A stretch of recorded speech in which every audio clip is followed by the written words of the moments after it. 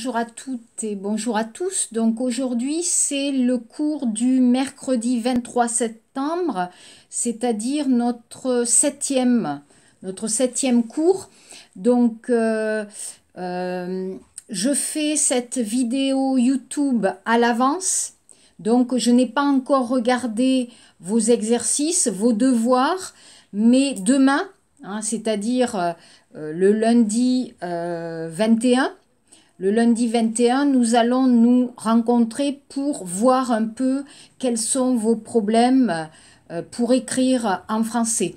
Mais aujourd'hui, c'est pour le 23, donc je vais expliquer un peu les leçons et peut-être après, je vous expliquerai je vous donnerai d'autres conseils. D'accord?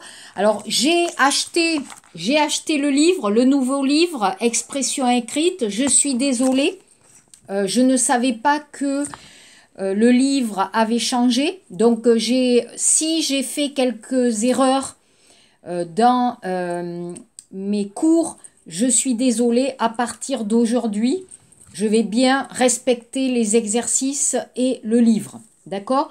Donc, d'abord, s'il vous plaît, je vais parler de quelque chose de très important en français. Quand vous écrivez, je vais parler de l'importance de la ponctuation. D'accord? Donc la ponctuation, qu'est-ce que c'est? Ce sont les signes qui permettent de voir si c'est une phrase affirmative, 긍정문, si c'est une question, 위문문, si c'est une exclamation, 감탄문, etc.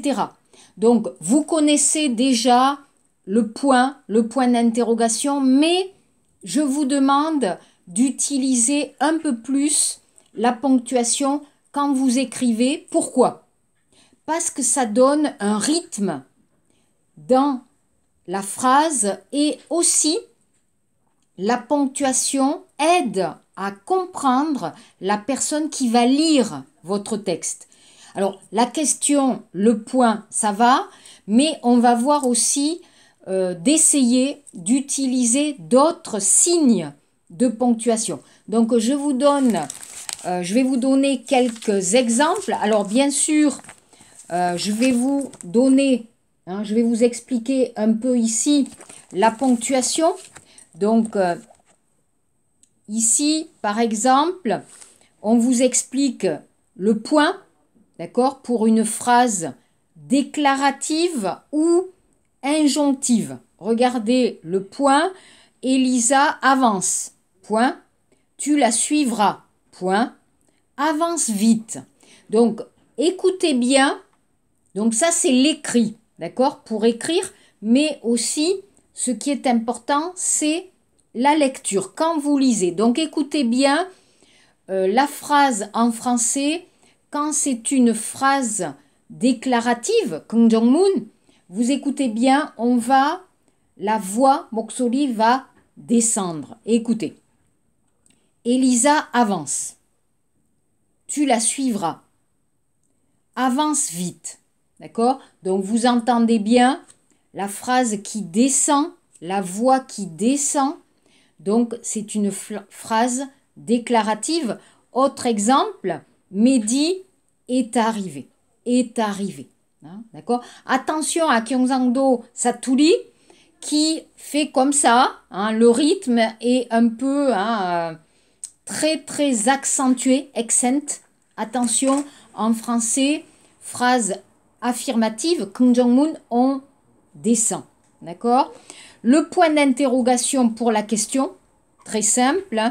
Quand es-tu en vacances? Où iras-tu? Alors attention, on va étudier après le mot interrogatif. D'accord? Vous avez par exemple le pronom interrogatif, 위문 대명사 par exemple. Donc vous entendez quand, 언제, 언제부터, quand es-tu en vacances? Ça descend. Où iras-tu? Ça descend. Le problème, quand vous avez la question par intonation, d'accord? Okyan et Jilmoun. Exemple, Mehdi est arrivé? Donc vous connaissez bien, on a travaillé l'oral. Donc attention, la phrase déclarative, 긍정문, Mehdi est arrivé. Et interrogative, Mehdi est arrivé. Ok.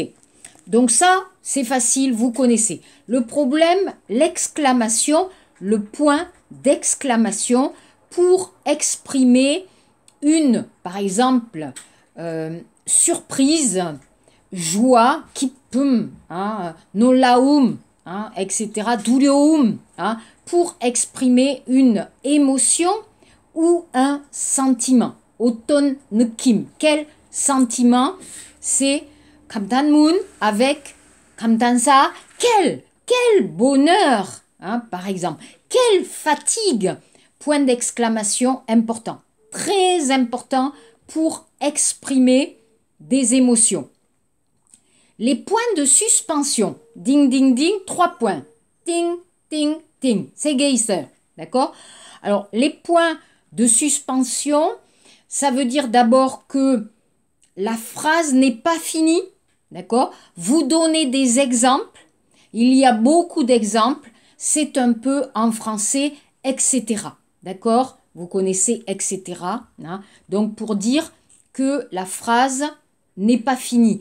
Dans le dialogue, par exemple, si vous avez un dialogue, c'est possible aussi, la personne parle, blablabla, bla, bla, bla, et elle ne sait plus, hein? Elle ne sait pas comment finir, elle ne sait pas parler, et vous avez 3 points de suspension. Alors là, peut-être c'est un peu difficile pour vous, pour comprendre, mais ici seulement, quand vous donnez des exemples, par exemple, j'aime le cinéma, le sport, la promenade, vous ne voulez pas finir, vous pouvez mettre 3 points. C'est-à-dire, j'aime aussi autre chose, mais je n'ai pas fini la phrase. Ok?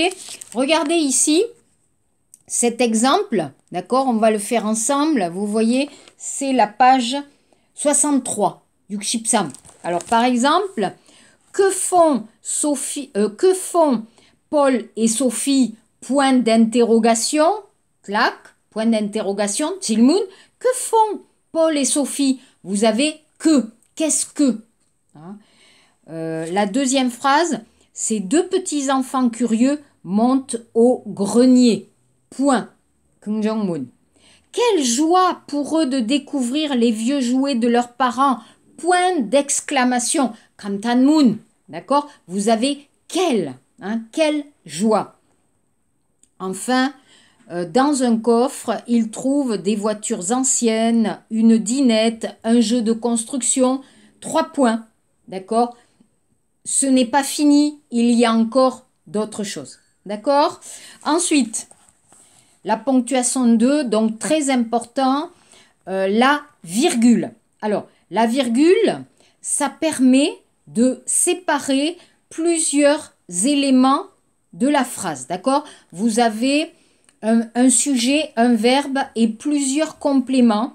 Vous allez mettre virgule, virgule, virgule. Exemple, elle a vendu des jacinthes, virgule, des roses, virgule, et des œillets, point. Donc, quand vous avez plusieurs éléments, plusieurs choses, vous allez mettre une virgule. D'accord? Mais aussi, pour insister, quand vous voulez insister sur une partie du texte, vous allez mettre des virgules. Regardez l'exemple. Hier, virgule, comme chaque jour, virgule, ma mère m'a accompagnée à l'école. Donc ici, je veux insister sur Shigan et Pyoyon. D'accord? Je veux insister sur l'expression de temps. Donc, je mets l'expression de temps devant. Quand je veux insister sur quelque chose, généralement, je vais mettre mun après. D'accord? Je vais mettre la partie devant avec des virgules. D'accord? Mais on va voir dans les textes d'autres exemples. Les 2 points. On va annoncer quelque chose. Par exemple, vous allez expliquer, seulement, vous avez une explication. Exemple, Paul a pensé à tout, 2 points, au ballon, au serpentin et même au confetti. Donc ici, vous avez plusieurs parties. C'est possible de mettre 2 points, d'accord, pour annoncer quelque chose. Aussi pour expliquer. Seulement, Pierre expliqua à la fin du film, le héros avait perdu ses pouvoirs. Donc, je veux expliquer 2 points, c'est possible d'expliquer quelque chose, d'expliquer une idée, d'expliquer une phrase. Le dialogue. Vous connaissez le dialogue, donc il annonça 2 points. Ouvrez les guillemets. Demain la pluie cessera et nous pourrons partir. Point. Fermez les guillemets. D'accord? Donc les 2 points vont annoncer le dialogue avant les guillemets. D'accord? Le point virgule.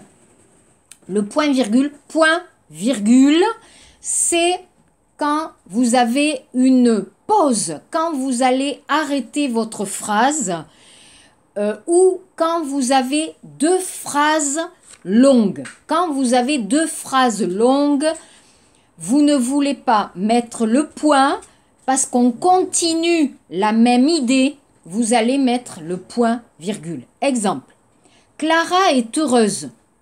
Point virgule, elle a trouvé la solution. Donc, je peux écrire Clara est heureuse parce qu'elle a trouvé la solution, bien sûr. Mais c'est un peu long. Le point virgule, c'est pour aussi expliquer quelque chose. Et quand vous avez 2 phrases avec sujet, verbe, complément, vous pouvez ne pas écrire le point et mettre un point virgule. D'accord? Ça, c'est bon. Les guillemets, je vous ai expliqué quand un personnage parle pendant un dialogue. Pour le dialogue des rois, vous allez utiliser les guillemets pour la parole, les mots du personnage, de la personne. Les parenthèses, c'est pour ajouter quelque chose, donner une information, une explication aussi. D'accord? Alors, peut-être pour vous, c'est un peu difficile. Ne vous inquiétez pas. Nous allons travailler des textes et je vous donnerai peut-être des exercices encore pour la ponctuation. Et je vais regarder votre travail et je vais vous expliquer peut-être si vous pouvez changer un peu votre ponctuation. Ok? Alors, regardez en bas l'exemple. Alors, ça, c'est un peu difficile. Regardez. Alors, regardez, mais la ponctuation qui convient. Donc ici, on va avoir un dialogue. Donc, je vais mettre les guillemets. J'ouvre les guillemets. Je vais organiser une sortie au musée, virgule, annonce la maîtresse. Point. J'ai beaucoup hésité entre 3 musées, 2 points. Le musée d'Orsay, le musée d'Orsay, virgule, le Louvre, virgule, le musée de Cluny, point. Tirer, donc ça c'est difficile, vous avez les guillemets. Les guillemets, d'accord, ok, c'est le dialogue des rois. Dans le dialogue, il y a plusieurs personnes qui parlent. Quand on change la personne, on met tashi ape. Munjang ape tashi seseo. Vous écrivez le tiret devant. Donc ici, lequel avez-vous choisi? Point d'interrogation. Fermez les guillemets, interrompre les élèves. Alors, pour vous expliquer que la ponctuation, ce n'est pas simple. Donc, il faudra la travailler pour, surtout, quand vous allez écrire un texte plus long. Pour le message, pour la lettre, c'est facile. Pour un texte plus long, où vous expliquez votre idée, ça c'est plus difficile et je vous demanderai de bien utiliser la ponctuation. Ok? Alors, on va reprendre le livre Expression écrite 1 et on va regarder à la page 14. Donc, 14-15, je ne fais pas tous les exercices. Vous pouvez les faire et si vous avez des questions, on va travailler ensemble par Google Meet. Mais surtout, si vous ne comprenez pas, si c'est trop rapide, si c'est trop difficile, demandez. D'accord? Nous n'avons pas beaucoup de temps et nous ne sommes pas dans la classe. Donc, posez-moi des questions. OK? Donc ici, bien sûr, alors, vous avez regardé dans le livre, à la fin, vous avez des réponses. Mais je vous demande de ne pas répéter. Alors, si vous ne comprenez pas, vous regardez. Mais s'il vous plaît, ne répétez pas les mêmes réponses. Si je vous demande un exercice, changez, s'il vous plaît, un peu les phrases ou les mots, le vocabulaire. D'accord? Donc ici, on va s'intéresser à l'exercice 7. Shipsa Peiji, Chilbon Munje. Donc justement, mettez des majuscules et des points. Point final, point d'interrogation, point d'exclamation. Donc, vous avez la phrase « Je vais à Cannes, virgule, et toi, point d'interrogation. » Parce que je vais à Cannes et toi, point, hein, wimiga, voilà. Hein, je ne comprends pas la phrase. Donc, la ponctuation, c'est pour vous aider à comprendre la phrase. OK? B, je pars demain, point. C, oh là là. Alors, oh là là, comme ça, point d'exclamation. Viens vite. Donc, ça, c'est, comment dire, viens vite, c'est le, oh, j'ai oublié le mot, c'est l'impératif, pardon, myong-nyong-bop. Donc, vous mettez l'exclamation, aussi le point d'exclamation. D, je vais très bien, point. Comment ça va? Point d'interrogation. Et quelle chaleur? Point d'exclamation. D'accord? Donc, très important. Alors, point d'interrogation facile, mais je vous demande d'utiliser plus le point d'exclamation et, par exemple, les virgules, point virgule, les 3 points, c'est important pour votre texte. OK? Page 15. Page 15. Donc, attention ici. Donc là, vous avez tous les verbes. Hein. Venir, partir, prendre, aller. Attention à la conjugaison. Vous allez revoir la conjugaison quand vous écrivez. D'accord? Moi, je m'intéresse à l'interrogation wimunmun. Donc, on va travailler après les 3 formes, c'est-à-dire standard, poli et oral, familier. Donc, on va s'intéresser aux 3 formes. Donc, ici, vous avez posé la question avec « est-ce que ». Alors, « est-ce que » est une forme courante, standard, que vous avez étudiée pendant la classe, que vous avez étudiée en classe de grammaire. Donc, ici, par exemple, « est-ce que tu pars mercredi soir ?» Non, je pars mercredi matin. Est-ce que vous êtes américain?